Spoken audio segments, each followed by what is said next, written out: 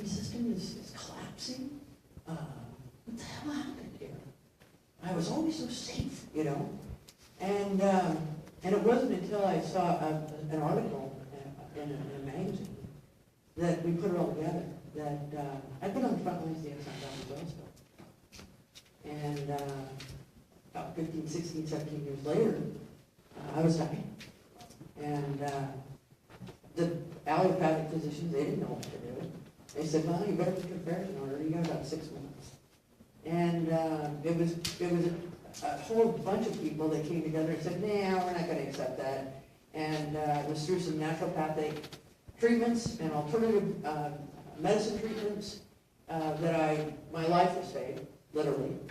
And then I came up here to Vancouver.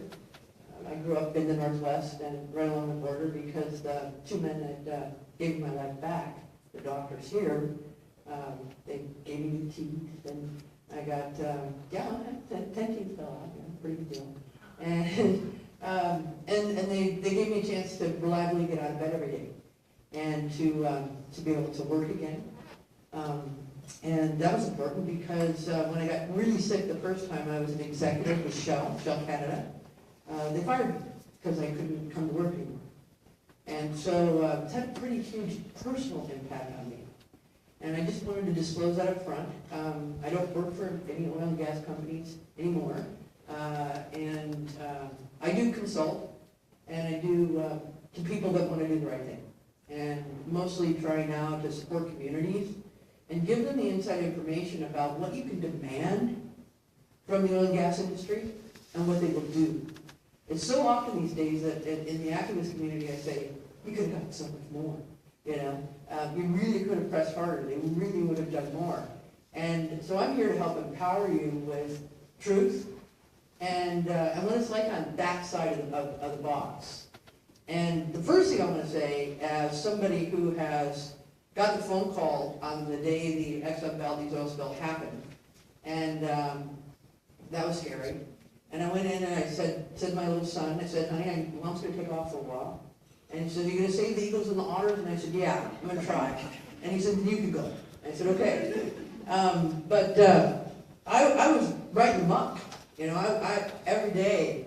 And my main job was to handle all the waste that was generated from the spill, all the dead animals, we had to make up a way to deal with it. I want to tell you that. We had to make it up. We were making it up on the fly.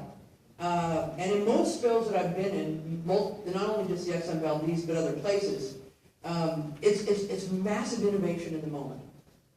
Constantly innovating in the moment. You can prepare and you can plan, and unfortunately because of the tragedies of so many, we can now put some of those innovations into play. But I'm telling you, you're not sleeping. You go days without sleep. These are the people that are responsible for solving the problem. And they're human beings. I mean, I want to get real about that. And you don't sleep. And you're under incredible pressure. And you're exposed all the time to severe toxic materials. And you're right in there. You know, it's sort of like, it sort of happens. Anita, what are we going to do about the booms? Booms. What do you mean what are we going to do with the booms? Well, they're coming in off the water, and they're covered in crude. Shit. Well, okay, I'll be back here in half an hour. And you basically schematically invent something and put it together. Now others can benefit from that now.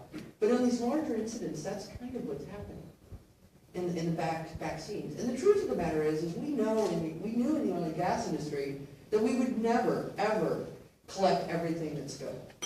And I'm embarrassed for the Coast Guard in Canada because it's not just that they're lying.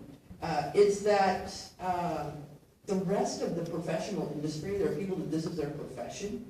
It's embarrassing. We're all kind of talking on the side, going, "Really say that? You know, that's not true." And so we've been quite surprised about that. I've been quite surprised about all of that. And additionally, there's a couple of key things that you could expect that didn't happen here. And I think we've heard it over and again, but I want to be really, really clear about that. And the first thing is this whole 68 hours to respond in any way, shape, or form. Thank you so much for really spelling it out. I think that's the first time, and I've done a lot of paying attention to media and council briefings and the whole thing online, and that's the first time I've heard the truth and an actual factual summation of that. In most instances in the industry, we're publishing that stuff in the paper. I want you to be able to know that you can expect that information. In fact, you should demand it. And it isn't hard to do, and it should be completely available to you. All right? Secondly, the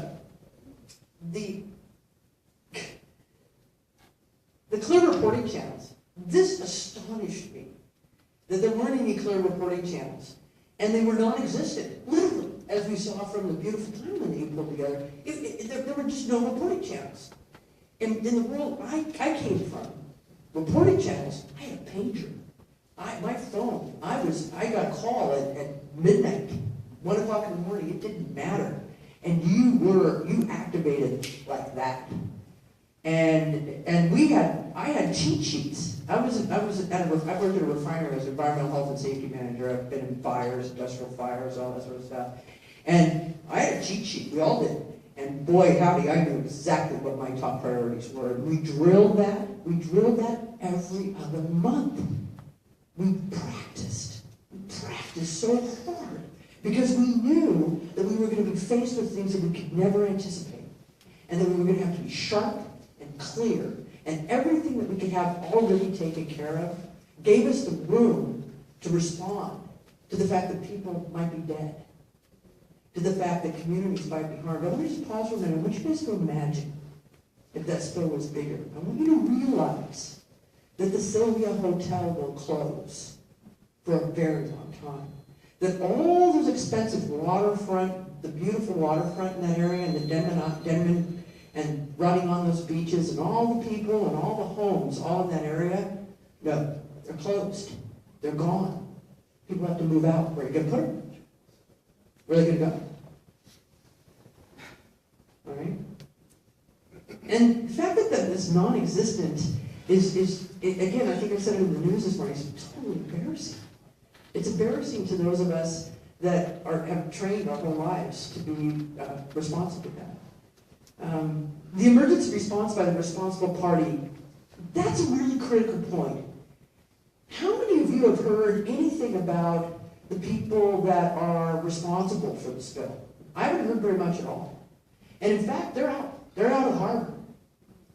In the world I come from, we fully anticipated on the industry side that if you recall, on the Exxon Valdez, Mr. Hazelwood, who was the captain, he was not at the helm of the ship at the time, but he was the captain, was arrested and put on trial.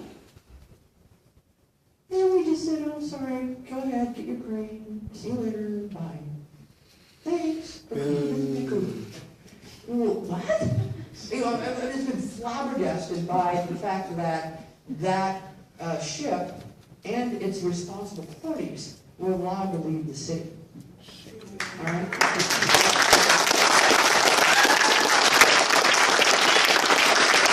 Katie bar to the door, you don't let anybody out of the harbor. Even if you got to get the fishermen out there to help you. Because those people need to be held responsible for what they've done. All right? The other thing is that the beach assessment and closure was delayed by the was just ridiculous, and the fact that citizens were responding, it really placed a lot of people at risk. And I'm careful of it because I also want to disclose this is the first time I've ever spoken publicly about my personal health effects and what happened from my time in the spill. And when Ricky put up the slide about what happens to you, it's really true. And I was really surprised by these emotions that still come up in me 26 years later. And it doesn't go away. And I'm sorry I'm expressing my pain because I don't think anybody in this community has had a chance to express theirs. And this is your time. And hopefully we'll have some time here so that we can deal with that. Because there's been a psychic and emotional trauma to our city. And we haven't had a chance to process that as a community. And I think that's really important. And before we can get on to the work of demanding what is rightfully ours under the law, that we can expect, it's very important that we feel how hurt we are and how much it hurts. There remain a lot of questions about the spill. It's really frustrating for me to hear the Coast Guard claiming that everything's cleaned up. Well, number one, what are the cleanup standards? Have you shown me what cleanup means? Who's deciding what clean is? Who's deciding? And who has the legal authority to decide? And who do we hold accountable for that decision? And if it doesn't exist, then that's an item that the citizenry needs to demand in a democracy of its governments. All right? Not as politicians, it's governments. And that gets written into law. And you have to, and it's ahead of time. So you know what cleanup means. Right?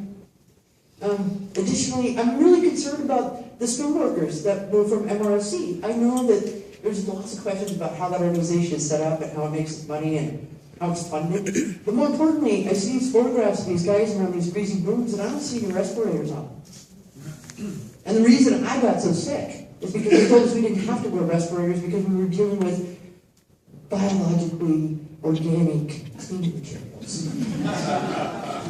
And we looked at the material safety data sheets, and it said that. They lied to us. And so we didn't